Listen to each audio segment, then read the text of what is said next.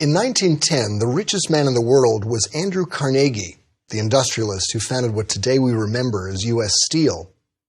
But he was also thinking of retiring, and word spread that he was considering selling his holdings. J.P. Morgan sent word asking Carnegie what he wanted for his holdings. So on the golf course, Carnegie thought about the value of them, and a bit later jotted down his number, $480 million, which today would equal about $12 billion. Morgan accepted the offer, and after they'd signed the papers, the two men had a last meeting at Morgan's offices. Carnegie was there to say goodbye as he was about to head off to his retirement in Scotland. "Congratulations, Mr. Carnegie," said Morgan. "You are now the richest man in the world." "I wonder," said Carnegie, "if I could have gotten 100 million more. I probably should have asked you for that." "If you had," Morgan said, "you would have gotten it." Now, I often picture Morgan saying that with a snifter of brandy in his hand, punctuating the thought with a triumphant sip as Carnegie slapped his forehead and did a slow burn. How could Carnegie, one of the most renowned business titans of his day, make a mistake like that, missing out on an extra $2.5 billion in today's money? In our last session, we began looking at the task of distributive negotiation, asking, how do you negotiate how much of the pie each negotiator will get? Carnegie's story brings us to one of the biggest questions people ask about distributive negotiation. Should you make the first offer? That's one of the questions we'll look at in this session. We'll also look at, when do you walk away? What should you do in special cases like litigation settlements, auctions, and talks with agents? And what if you really can't tell what your best target should be despite good research? So what happened with Carnegie? Carnegie fell victim to one of the most basic mistakes many negotiators make. He made the first offer without information. As a result, he lowballed himself. He asked for worse than his counterpart was prepared to offer initially. We've all been there. Ever have this? You're selling, say, a used car, and the buyer asks you, how much do you want for it? And you say a number, and the buyer goes, sold! And you think, uh-oh, what did I just do? Not knowing is a sign that we've missed something. The danger with lowballing out of ignorance is the basis for what may be the most common negotiating advice there is. Never make the first offer. You've probably heard that advice. And Carnegie's experience suggests that that is often wise.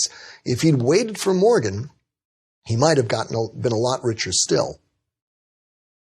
The risk of lowballing yourself out of ignorance often prompts negotiators to do a kind of an after you, Alphonse, no, after you, Gaston routine, where each tries to get the other to go first.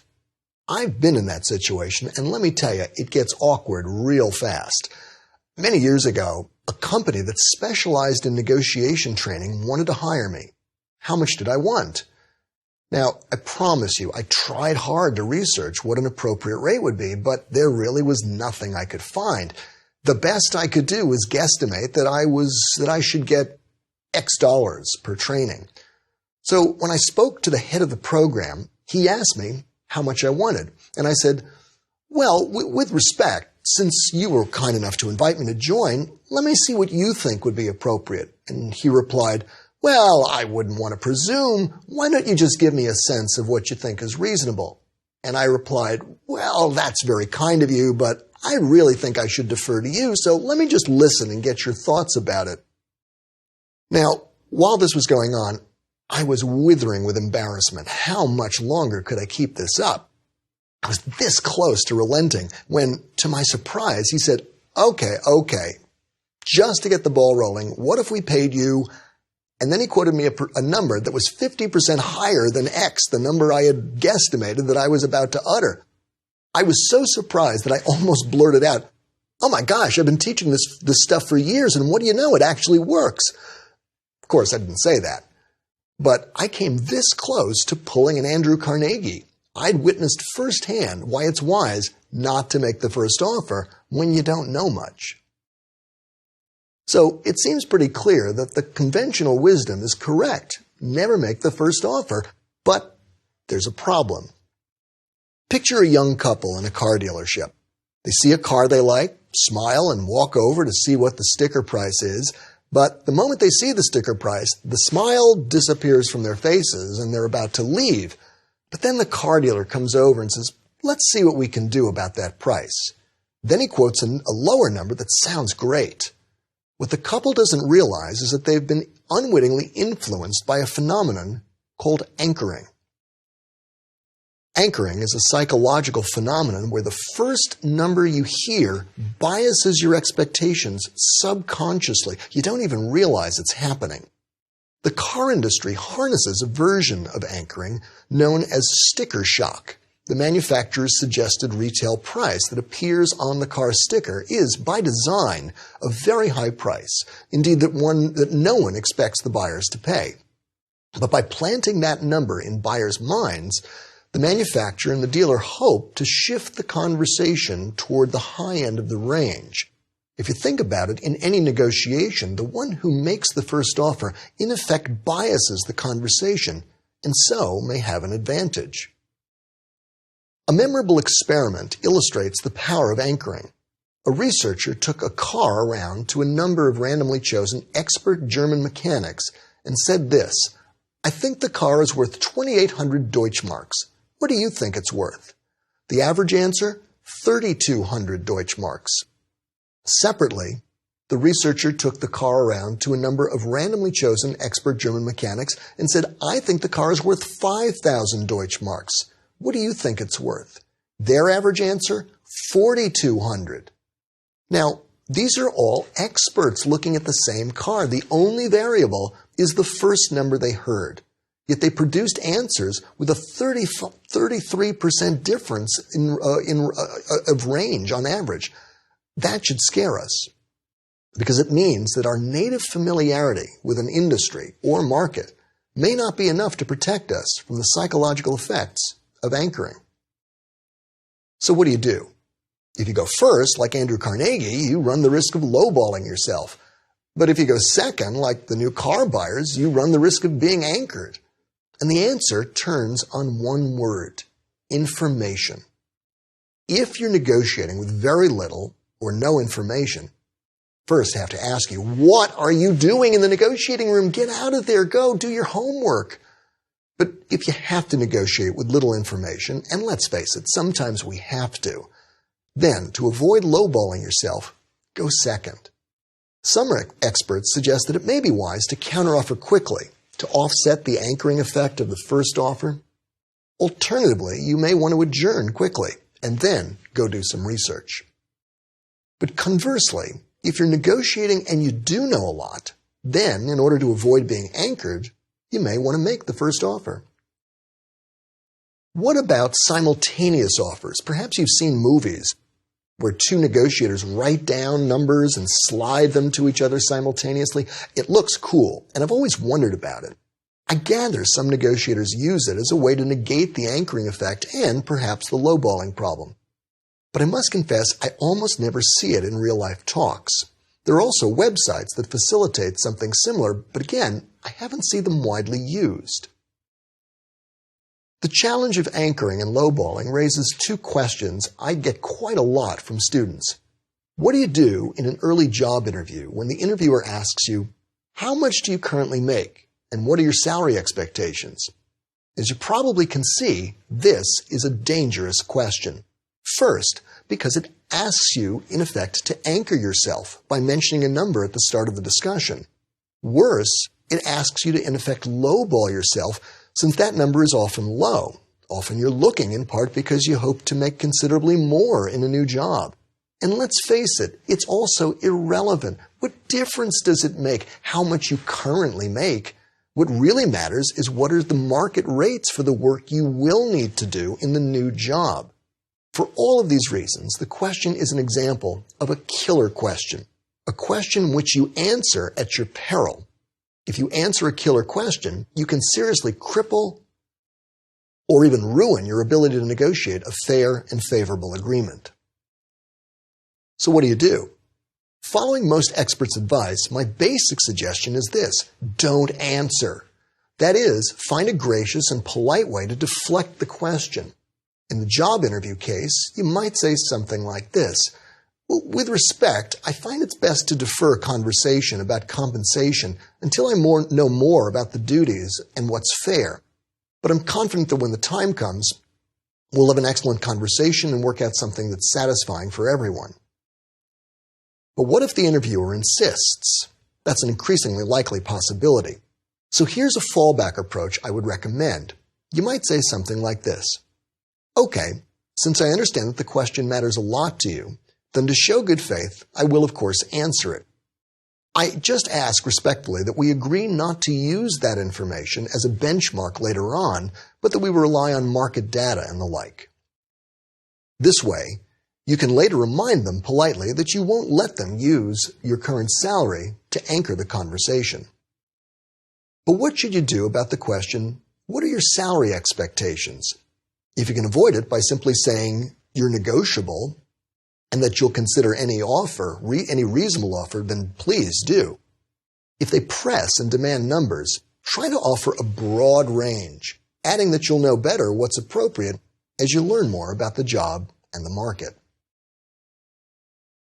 Now let's turn to the second decision question I listed at the start of the session. When do you walk away? That is, what should be your worst acceptable price? We can answer that question briefly because we've already dealt with it in the course. Walk away when your best alternative to a negotiated agreement is better than their final offer. So for example, imagine you're negotiating the terms of a new job with Acme Corporation, and really the only negotiable issue is salary. They offer you $70,000. You have 3 other offers, the best of which is for $83,000. When should you walk away from Acme? Assuming again that money is the only issue, a big assumption, you should walk away if they can't do better than $83,000. You might say something like this. Well, we've been negotiating for a while, and while I'm not discouraged, I must tell you that I do have another offer for considerably more. I do make it a rule not to divulge different offers to firms I'm interviewing with, but I can say that the terms you and I are discussing are not very close to it. I would love it if you and I can work this out, so I wonder if we can do better. Why not tell Acme the walkaway number, $83,000, and simply ask them to beat it? As we've said, if you do invite Acme to beat it, they might try to do it by a small amount. Okay, they might say, we'll give you $83,000 and 10 cents. If you're seeking an ambitious outcome, that ain't it. If you've satisficed instead, doing barely better. That's okay if you've truly decided you're comfortable satisficing, but it's not okay if you've decided you need to be ambitious. Studies find that skilled negotiators and average negotiators are quite different in the way they approach distributive negotiations. Average negotiators go in with one number in mind, if any, a goal price. A goal price. Skilled negotiators go in with a range. They know their best target and their worst acceptable price. Now, wouldn't you think the reverse is true? Isn't it better to go in focusing on your dreams, not your fears? Absolutely.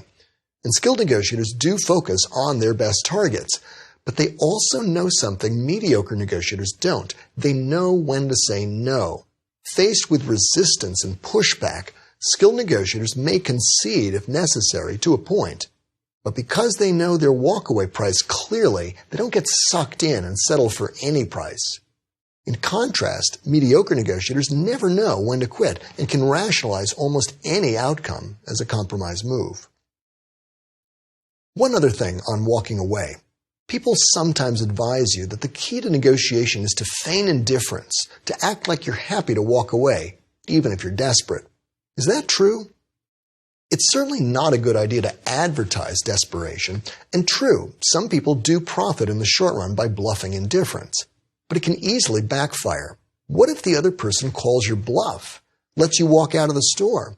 I've literally been in that situation, found myself on the street, realized I had no good alternative, and sheepishly had to go back to the store and pay their price. You don't want to be in that situation. Bluffing indifference, like bluffing generally, is a high-risk, high-return, short-run gambit. The high return tempts us, but the high risk is real and easy to overlook. Once they know you're kidding, they're going to be more aggressive and less trusting. In the long run, a bluffing habit may have a corrosive effect on your credibility as a negotiator. And most importantly, it's not necessary. Skilled negotiators do very well indeed without these kinds of risks. Usually, inexperienced negotiators rely on bluffing as a substitute for homework. Skilled negotiators work to be smart and honest. Now that we have the basics of distributed bargaining in place, let's see to what extent things change in some special situations. An auction is a place where special negotiation principles apply. That's because by design, an auction's purpose is to help the one who's conducting it, typically the seller, get the maximum amount for the thing he's selling. He does this by in effect gathering a room full of different people and asking them to compete with each other.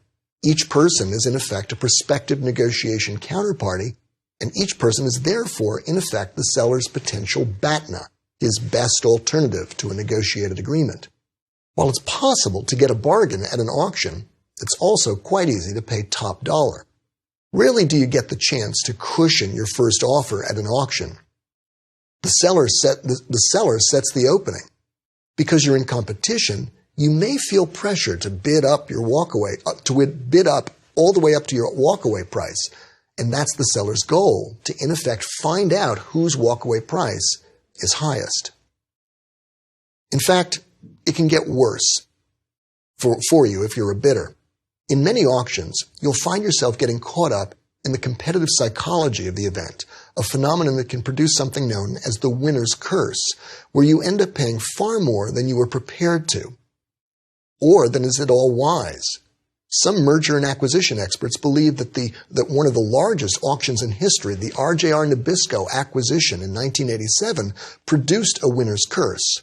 There, winning bidders, Kohlberg, Kravis, and Roberts, wound up paying an astonishing $25 billion that crippled the company for years to come. One basic principle of an auction is to be very clear with yourself going in about what your worst acceptable offer is and, if necessary, to do things that will prevent you from going beyond that, almost like Ulysses tied to the mast as he passes by the sirens.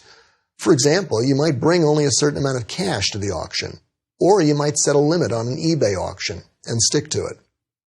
One auction strategy that may help you avoid paying top dollar calls for making a bold first bid far above the opening price, but significantly below your walkaway, in hopes of scaring away the other bidders, something known as a preemptive bid.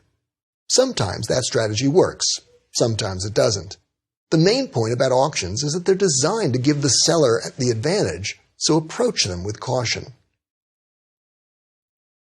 But now let me tell you about a very strange auction that I routinely do with my own students that produces truly bizarre results. I take out a $20 bill and make this announcement. I'm about to auction off this $20 bill. If you are the highest bidder, you'll pay me your last bid and you'll get the $20. If you are outbid, you'll pay me your last bid and get nothing. So for example, if Bob's highest bid is $7 and Sheila's highest bid is $6, Bob will pay me $7 and get the $20. Sheila will pay me $6 and get nothing. I'll accept bids in $1 increments beginning at $1. No talking please during the auction. Who will give me $1 for this $20 bill? Inevitably, I get a flurry of bids from students, and very quickly the price reaches $18. Do I hear $19? Thank you. Thank you, ma'am. Do I hear $20? Thank you, sir. Do I hear $21? Inevitably, there's a pause, and then the student who last bid $19 says $21. Then the student who last bid $20 bids $22, and so on, until the bidding rises to $25, $27, maybe even $30. Sold. When we tally up the final bids of all the students, we find that collectively they've paid $80 or more, sometimes well over $100. What's going on here? How could top business students, law students, and executives pay so much more than the thing is obviously worth, $20. Is it just the winner's curse, or is something else going on here? The $20 auction dramatizes something called escalation psychology. Escalation psychology is based on the thought, I've put in so much already that I can't quit now. It's a dangerous thought. It's the reason why we wait on hold for 1 minute and then decide, geez, if I hang up now, I can't afford to, so I'll wait another minute. So that only strengthens the desire to not hang up. And after a while, you realize I've spent 2 minutes, and maybe if I just wait a little longer, maybe they'll pick up. And there are cases of people literally waiting hours on hold on radio call-in shows until they actually forgot the purpose of their call.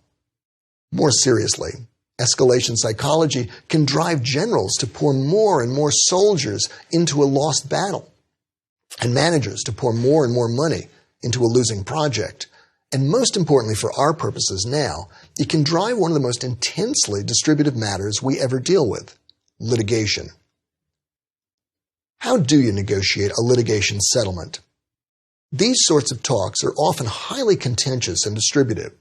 One of the things that makes these distributive negotiations particularly difficult is the fact that escalation psychology may be driving the thinking of one or both sides. In one case, reported in the Wall Street Journal, a landlord and tenant got into a dispute over a $909 window guard and ended up collectively spending over $100,000 in legal fees before they finally settled the matter. One way to avoid escalation psychology is to set limits going in. I'll only wait 90 seconds on hold. We will stop the project if we've spent $10,000 on it, and we will not spend $1 more unless we have good reason to believe that we'll get that dollar back and more. Similarly, with litigation, secretly setting limits of how much you will spend on lawyers and how much you'll roughly settle for may keep you out of the kind of crazy waste that we saw in the $20 auction. By the way, another way to avoid traps that litigation psychology can drive you into is to ask your lawyer to explore something called alternative dispute resolution, or ADR. We'll look at ADR in more detail in a later session, but briefly, ADR is a variety of ways to resolve disputes without litigation. That includes mediation, arbitration, and other processes. Often, ADR can help you resolve conflicts more inexpensively, privately, creatively, quickly, and satisfyingly than traditional litigation can. Still another special aspect of distributive bargaining arises in negotiations through agents. Studies find that when you introduce an agent, the bargaining range tends to be much narrower, and so the room to negotiate competitively tends to be more limited. That's because someone has to pay the agent's fee, and that's money that won't go to the other party. For example, picture two job candidates, Abel and Baker. Each gets a job offer from Acme. Abel got the job through a headhunter, Baker by answering an ad. Imagine Acme wants to pay each candidate about $100,000. Each wants $120,000. But Abel's headhunter charges 15% of the first year's salary. That means Acme may wind up paying at least $115,000 for Abel's services, but Abel will only get $100,000 of it. In contrast, because Baker doesn't come through a headhunter, Acme could give Baker significantly more money, say $114,000, and still bear a lower overall cost. So the headhunter has limited Abel's ability to get more. There's also evidence from the real estate industry that agents may favor quick deals to high price deals. According to the authors of Freakonomics, real estate agents tend to close house sales for clients relatively quickly and tend to close house sales for themselves relatively slowly. This difference may be due to the fact that $10,000 more on the price of the house doesn't give the agent much more commission. She'll do better when she brokers the sale of lots of houses than when she brokers the sale of one or two for slightly higher prices. Let's quickly add that real estate brokers dispute this finding, and there's much more to be said about agents. They often add a great deal of value in other ways. That said, these points suggest that when you're working with an agent, you may find the distributive negotiation is more limited and more urgent than if you work without one, at least in some markets. So if you're trying to negotiate salary through a headhunter or house price through a broker, you may find some of the basic distributive bargaining principles we've explored these sessions somewhat muted. Lastly, much of what we've said about distributive bargaining presumes that you'll be able to do reasonably good research. But what if you can't? That's an important question because, let's face it, we're all going to be in that situation from time to time. To shed light on that question, let me tell you the story of Elm Tree House, courtesy of Harvard negotiation professor Howard Rafa. In his book, The Art and Science of Negotiation, Rafa tells the story of a nonprofit halfway house for mentally challenged people near Cambridge, Massachusetts. It's called Elm Tree House. One day, the executive director received an unsolicited call from a local Boston developer. Would they be interested in selling the house? To handle the matter, the director and the board appointed a negotiation professor and fellow board member whom I will call Vinay. Vinay spent 10 hours trying to learn as much as he could about the developer, its likely plans, and the real estate market, among other things. But on the eve of his meeting with an executive from the developers, Vinay realized that he really had no idea what targets to set. If all the developer wanted to do was change the draperies and resell the house, it probably was worth about $110,000. If the developer wanted to tear it down and build a fancy new tower, the house might be worth as much as $600,000. The strongest chance was that the developer had more moderate plans that might justify a purchase price of $350,000. But that was little more than a guess. What would you do? Would you base your best target on the highest number, even though it's a long shot? The lowest, even though it's very conservative? What should your first offer be? And would you make the first offer? Or wait to hear what the developer said? The last question is the easiest to answer. As we've seen, and Vinay realized, if you have to negotiate with little information, it's best to go second and avoid the risk of lowballing yourself. So Vinay resolved to resist making the first offer as long as he could. What should his best target be? Well, Vinay's instructions were clear enough. The board wanted him to get an ambitious result. But the 5% rule of thumb for setting a best target won't help us much here because the high end of the range is so uncertain and speculative. So Vinay decided that there was no good, clear best target. He concluded that a somewhat realistic yet ambitious goal would be $325,000.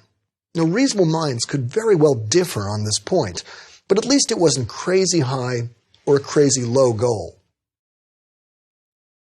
What should his walkaway be? Well, since the house would probably sell in the open market for $110,000, that's the number he used here. What should Vinay's first offer be? Vinay decided he would set it reactively, like a kid on the end of a seesaw.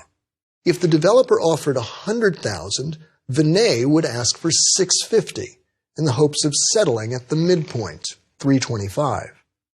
By the same logic, if the developer offered $200, Vinay would ask for $550, and so on. When Vinay and the developer finally met for drinks in the lobby of a downtown Boston hotel, they spent half an hour on personal matters and pleasantries until finally the developer asked him how much he wanted for Elm Tree House. As he planned, Vinay politely demurred and asked the developer to start. This after you, Alphonse, no after you, Gaston routine went on for what felt like many minutes, until finally the developer relented and said, "Okay, we're thinking of a price of about $100,000. Ugh. So Vinay countered, saying, "Well, we were thinking of a price between $600,000 and $700,000. At which point the developer politely but quickly ended the conversation, thanked Vinay, and left. And that's the end of the story. Not every negotiation ends with an agreement. Vinay did everything right. He followed proper negotiation strategy as well as he could, given the uncertainties. He was polite. He didn't lowball himself. And it all blew up anyway. That will happen to all of us. It's part of what makes negotiation exciting and not leisure. There's just one other thing to add. A couple of weeks later, the developer called back and reopened the talks, offering $230,000. Vinay was caught off guard but recovered, countered with $475,000 to $500,000, and eventually they settled for a price of about $350,000. And that's another thing about negotiation. It can seem over, but then it's not over. There's a drama to this work. We can't be sure if Vinay did well, given the lack of information here. It's possible Vinay sold a valuable property for a song, but if Vinay had to negotiate, he probably did fairly well, given these handicaps. So here's a challenge. The next time you find yourself negotiating price, ask yourself how well you know the market and the facts. If you feel unsure but you must negotiate, get ready to politely defer to the other negotiator several times if needed. And get ready to get out of the room and do more homework when you can. Only negotiate as Vinay did if you absolutely have to, and you have every reason to believe there's not much more to learn. So now we've explored the creative and distributive sides of negotiation. And we've just seen a skilled negotiator doing the best he could while he was in effect flying blind. But 95% of the time, skilled negotiators don't make decisions that way, and neither should you. So how do you know when you've actually negotiated a good deal? And for that matter, how do you really know when it's wise to accept an offer? Now we can answer that pivotal question, and we will in our next session.